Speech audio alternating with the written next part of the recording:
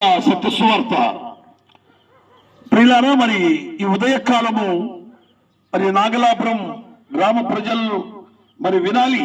ఎందుకు వినాలంటే యేసుక్రీస్తు ప్రభు శిలువ మరణం, యేసుక్రీస్తు ప్రభు ఆయన శిలువలో మరణించడానికి కారణం ఏదంటే భూమి మీద మానవులు చేసుకున్న ప్రతి పాపముల నిమిత్తమే యేసుక్రీస్తు ప్రభు ఈ భూమి మీదకి వచ్చి మరణించాడు, సమాధి చేయబడ్డాడు, మూడవ దినమున సజీవుడుగా లేచాడు.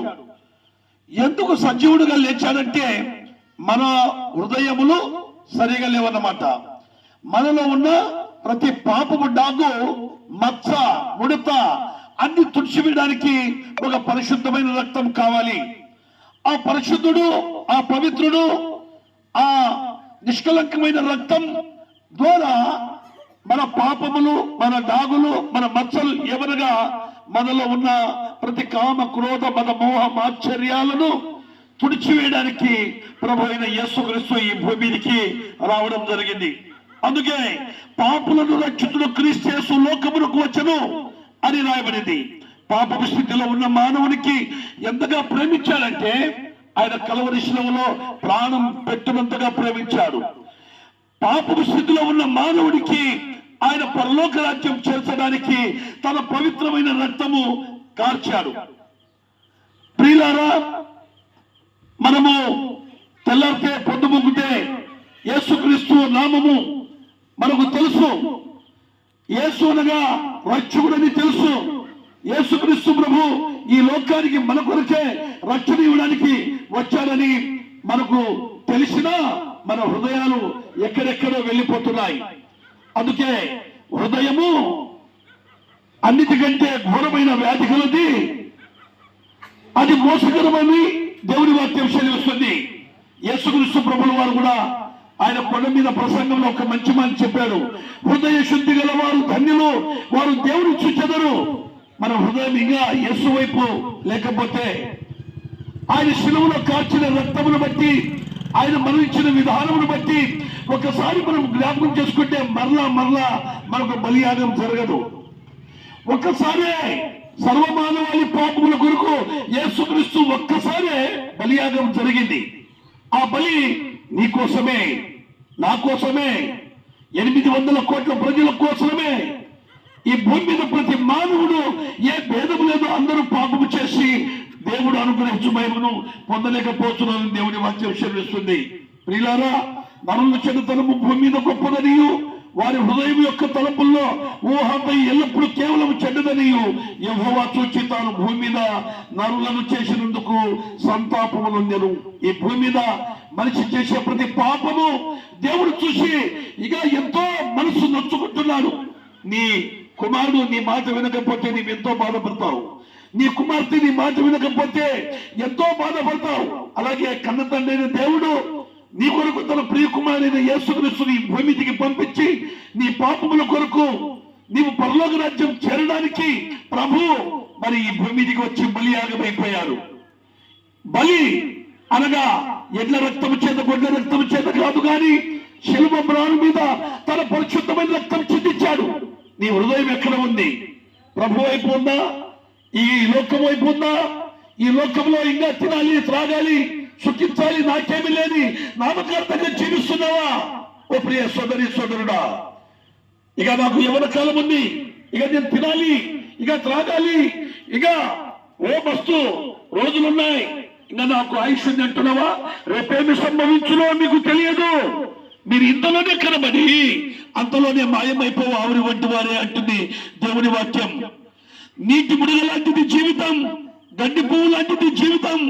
ఎప్పుడు నీటి బుడగ పగులుతుందో, ఎప్పుడు గడ్డి ఎండిపోతుందో, పువ్వు గాలి విచ్చగానే అది ఎక్కడ వెళ్ళిపోతుందో తెలియదు. రేపో నేడో గ్యారెంటీ లేని బ్రతుకులు. ఇంకా ప్రభువుకు నీ హృదయం ఇవ్వకపోతే, నీ హృదయం శుద్ధి చేసుకోకపోతే, ఇక నీవు ప్రభు వైపు చూసి ప్రభు పాపినైన నన్ను క్షమించమని ప్రభు వైపు నీవు చూడకపోతే, నరకం ఉంది, అగ్నిగుండం ఉంది, పాతాళం ఉంది, అది పట్టుకుంటుంది. ఒకసారి పట్టుకుంటే మళ్ళీ నువ్వు బయటకు రావడం చాలా కష్టమని దేవుని వాక్యం చెల్లిస్తుంది. అందుకే మనుషులు చేసే ప్రతి పాపము మరి మనుషుని హృదయంలో నుండి వచ్చేది అనగా దురాలోచనలు, జారత్వములు, దొంగతనములు, నరహత్యలు, వ్యభిచారములు, లోభములు, చెడుతనములు, కుత్రికములు, కామవికారములు, మత్సరములు, దేవదూషణ, అహంభావము, అవివేకము వచ్చును. ఇవన్నీ చెడ్డవి మనిషి హృదయంలో ఉండే వస్తున్నాయి. నీ హృదయం పాడైపోతుంది. అందులో దేవుడు నివసించాల్సిన హృదయం, యేసుక్రీస్తు నీ హృదయంలో ఉండాల్సిన హృదయంలో దయ్యము కాపురం చేస్తుంది. చెడు పనులు చేపించేది సాతానుడు, దయ్యం. నీవు చెడ్డ పనులన్నీ చేసి వచ్చి, అయ్యో నేను ప్రభు వైపు, నేను చర్చికి వెళ్తున్నాను, లేకుంటే నేను ప్రార్థన చేస్తున్నాను, నేను ఎన్నో పనులలో నేను కార్యక్రమంలో ఉంటున్నా అంటే కుదరదు అంటున్నాను ఆయన. ఓ ప్రియ సోదరి సోదరులారా, ఒకసారి ఆలోచించండి. ఈ లోకం మంది కాదు, మనం పరదేశులం, యాత్రికులం. ఈ భూమి మీద మనము నిన్నటి వారమే, మొన్నటి వారమే. ఎప్పుడు గతిస్తామో, ఎప్పుడు వెళ్ళిపోతామో తెలియదని దేవుని వాక్యం సెలవిస్తుంది. ఒకసారి ఆలోచించినట్లయితే నీ హృదయం దేవుని ఎదుట సరైనది కాదు. అందుకే మత్తయి సువార్త 23:28 మీరు వెలుపల మనుషులకు నీతిమంతులుగా అగపడుతున్నారు, కానీ లోపల వేషధారంతో, అక్రమంతో నిండి ఉన్నారని దేవుని వాక్యం సెలవిస్తుంది. రోమీయులకు రాసిన పత్రిక 5:19 ఎలాగనగా ఒక మనుషుని అవిధేయత వల్ల అనేకులు పాపులుగా ఎలాగో చేయబడినో, అలాగే ఒకని విధేయత వలన అనేకులు నీతిమంతులుగా చేయబడుదురు. రోమీయులకు రాసిన పత్రిక 5:12 ఒక మనుషుని ద్వారా పాపము ద్వారా మరణము లోకములో ఎలాగో వచ్చనో ఆలోచించండి ఒకసారి. ఆ పాపము నీవు కడుక్కోవాలంటే యేసుక్రీస్తు నిన్ను పిలుస్తున్నాడు. అందుకే మార్కు సువార్త 16:16 నువ్వు ఎవరి కాలంలో ఇంకా ఉన్నావేమో, ఇక బాప్తిసం పొందకుండా ఉన్నావేమో, ప్రభు పిలుస్తున్నాడు నీకు ఈ ఉదయ కాలం. నమ్మి బాప్తిసం పొందిన వాడు రక్షింపబడును, నమ్మని వారికి శిక్ష విధించబడును సెలవిస్తుంది. ఓ ప్రియ సోదరి సోదరులారా, ఆలోచించండి. మన ప్రభువేలే, ఇంకా మనము నమ్ముకోలేదు, ఇంకా మనకేముందిలే అనుకుంటున్నారా? ఆలోచించండి. మరి నమ్మి బాప్తిసం పొందితే నీకేమి లాభం అంటే పరలోక రాజ్యం. నువ్వు ఎప్పుడు ముగించుకున్నా ఈ ప్రయాణం, ఎప్పుడు సిద్ధపాటుతో ఉంటావు ప్రభు పిలిచినప్పుడు. ఆలోచించండి. సమయం లేదు మిత్రమా. మరి యేసుక్రీస్తు ప్రభుకు సొంత రక్షకుడని నమ్మండి. యవనస్తులారా, మరి యవన బిడ్డలారా, ప్రభువును సొంత రక్షకుడుగా మీరు నమ్మితే నిత్య జీవంలో ఉంటారు. ఇది అనుకూల సమయం, ఇదే రక్షణ సమయం.